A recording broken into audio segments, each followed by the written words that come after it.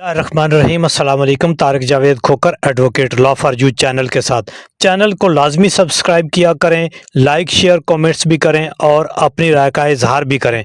इस वीडियो में हम बात करेंगे विद होल्डिंग टैक्स और एडवांस टैक्स के हवाले से। कुछ ऐसी कंडीशंस हैं जब विद होल्डिंग टैक्स जो है वो नहीं काटना होता, वो नहीं डिटेक्ट करना होता, वो नहीं रखना होता, वो नहीं विद होल्ड करना होता। और कुछ ऐसी कंडीशंस हैं जहाँ पे उसको डिटेक्ट करना होता है, उसको वसूल करना होता है। और इसी तरह एडवांस टैक्स है, कई जगहों पे वो लेना होता है, कई जगहों पे नहीं लेना होता, कई जगह पे एग्जैम्पशंस होती हैं, कई डिपार्टमेंट्स में, कई सर्विसेज में जो है वो एग्जैम्पशंस होती हैं।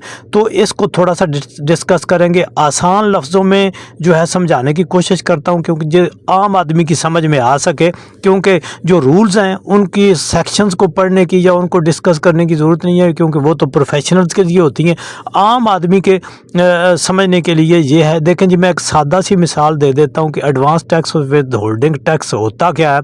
मसलन जैसे एक सैलरी पर्सन है, एक सैलरी पर्सन जब अपनी तनख्वाह लेता है तो वो जब तनख्वाह वसूल करता है तो उसकी तनख्वाह जो है वो उसका महकमा जो है वो काट लेता है उसका टैक्स, और उसके टैक्स काटने के बाद जो है वो उसको सैलरी मिलती है। तो दूसरे लफ्ज़ों में वो एडवांस टैक्स दे रहा है जो सैलरी ले रहा है, और जो भी उसका महकमा है, जो उसकी का ऑनर है, वो उसको जब सैलरी देता है तो उसमें से जो कानून के मुताबिक उसका टैक्स बनता है वो काट रहा होता है, यानी वो उसका टैक्स विद होल्ड कर रहा होता है।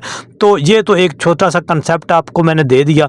अब आगे चल के देखते हैं, जब सेल परचेज होती है, इनकम टैक्स के हवाले से अगर बात करते हैं तो जो एक पार्टी होती है वो कोई चीज़ ख़रीद ली होती है, वो पेमेंट कर रही होती है, दूसरी पार्टी जो है वो उसको सामान माल गुड्स दे रही होती है और वो उससे पेमेंट वसूल कर रही होती है। तो इस तरह से जो भी शख्स पेमेंट देता है, जो कंपनी पेमेंट देती है, जो महकमा पेमेंट देता है, वो सिंगल कंपनी हो पर्सन हो सकता है, वो कोई जॉइंट कंपनी हो सकती है वगैरह कुछ भी। तो उसने कुछ कंडीशंस में जो है वो टैक्स विद होल्ड करना होता है, और कुछ जो है वो चीज़ माल दे रहा होता है, वो पेमेंट वसूल कर रहा होता है, उसने जो है उसका जो टैक्स है वो जो है वो भी लेना होता है। तो उसके ऊपर जिस तरह सेल्स टैक्स हो गया, जीएसटी हो गया वगैरह। तो इन दो कंडीशनों में कई जगह पे ऐसा होता है कि एक पार्टी एक ही जो टैक्स, मसलन कोई 3% टैक्स है तो उसमें से वो 2% वो पूरा 3% ले रहा होता है, और उसमें से 1%, 1.5%, 2% आगे जमा करा होता है, दूसरा फिर उसको वापस उसके खाते में डाल रहा होता है।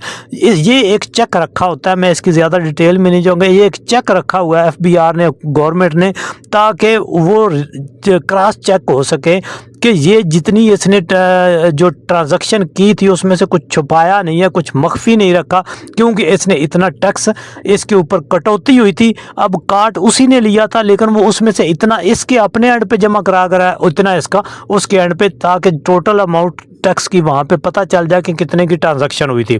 तो इन सूरतों में कुछ ऐसी कंडीशंस होती हैं कि जब आपने पेमेंट करते हुए टैक्स विद होल्ड नहीं करना होता। मसलन आप कुछ सर्फ से कहीं खाना खा रहे हैं, होटलिंग में जा रहे हैं, कहीं ऐसी नाइट स्टे कर रहे हैं, किसी होटल की किसी मोटल में जा रहे हैं, वहाँ गाड़ी भी यूज़ कर रहे हैं। तो ऐसी जगहों पे जो जब आप पेमेंट करते हैं तो आप टैक्स विद होल्ड नहीं करते, उनको सारी पेमेंट जो भी आप उनसे चीज़ खाते पीते हैं, गाड़ी यूज़ करते हैं, कमरा रेंट रिहाइश, तो उस पे आप टैक्स विद होल्ड नहीं करते। क्योंकि होता ये है कि चेक देखना ये है कि जिससे आप ये सब कुछ ले रहे हैं, होटल मोटल रेस्टोरेंट, वो रजिस्टर्ड होती हैं और वो टैक्स जो है वो दे रहे होते हैं, वो टैक्स नेट में होते हैं। इसी तरह जब आप कोई टिकट ख़रीदते हैं, मसलन एक कंपनी है बड़ी, कोई एयरलाइन है, वो अपने एजेंट्स को जब टिकट देती है, फ़रोख्त करती है कि इतने टिकट, मुख्तलिफ एजेंसियाँ होती हैं, इतने टिकट आपके, इतने आपके, इतने आपके, तो वो उनसे टैक्स जो है वो डिटेक्ट कर रही होती हैं, वो अपने सिस्टम में टैक्स नेट में मौजूद होती हैं। तो इसलिए जब कोई भी पैसेंजर अपनी टिकट ख़रीदता है किसी ट्रैवल एजेंट से, तो उसकी पेमेंट करते हुए वो टैक्स विद होल्ड नहीं करेगा। क्यों कि वो जो एजेंट ट्रैवल एजेंसी है उसने जो टैक्स बनता था वो ऑलरेडी दे दिया हुआ है। तो इसी तरह से जब आप कुछ यानी कोई आप छोटी मोटी ट्रांजैक्शन करते हैं, कुछ अपना घर में सर्विसेज कराते हैं, चूना कराते हैं, कहीं आप घर में कोई बिजली का काम कराते हैं, रिपेयरिंग कराते हैं वगैरह, तब भी आप जो देंगे को वो भी आप टैक्स विद होल्ड नहीं करेंगे।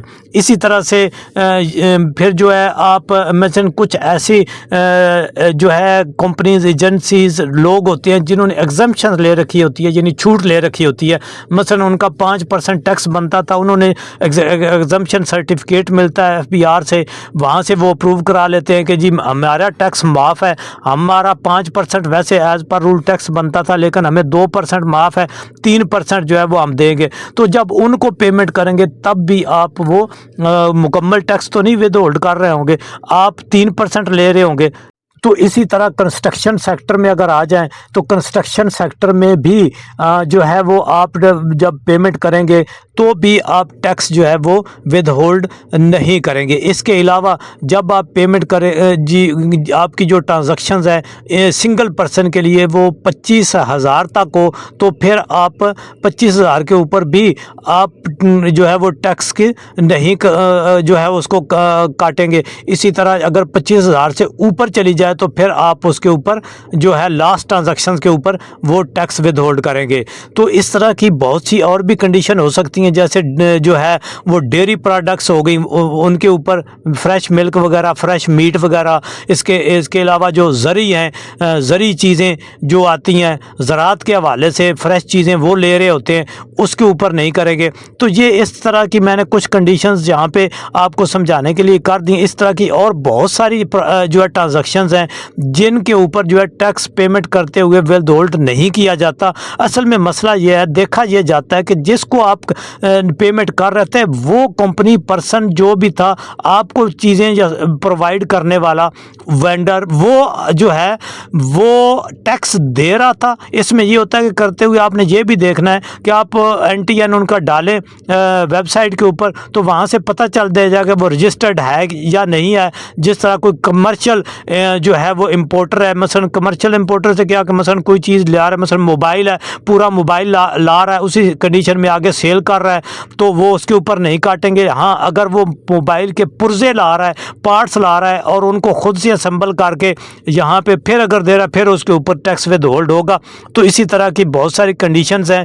आप जब इन डिटेल इनको पढ़ेंगे या अगर चाहते हैं कि मैं हर एक का कोई अलग से बनाऊं तो वो एक बहुत बड़ी, क्योंकि यहाँ पे डिस्कस करना वीडियो बहुत लंबी हो जाएगी। तो ये मैंने आपको एक कंसेप्ट दिया कि ऐसी ऐसी चीज़ें हैं, इससे मिलती जुलती हो सकती हैं, कई एक हैं जब आप टैक्स विद होल्ड नहीं करेंगे। तो उम्मीद करता हूँ कि ये इन्फॉर्मेशन आपके लिए बहुत सूदमंद रही होंगी।